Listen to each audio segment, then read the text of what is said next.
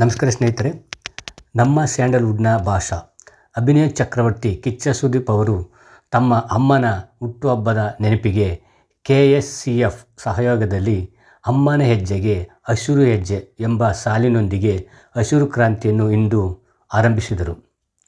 ಅಮ್ಮನ ಹೆಸರಿನಲ್ಲಿ ಅಮ್ಮನ ನೆನಪಿಗಾಗಿ ಒಂದು ತೆಂಗಿನ ಮರವನ್ನು ನೆಟ್ಟು ನೀರೆರೆಯುವುದರ ಮೂಲಕ ಅಮ್ಮನನ್ನು ನೆನೆದರು.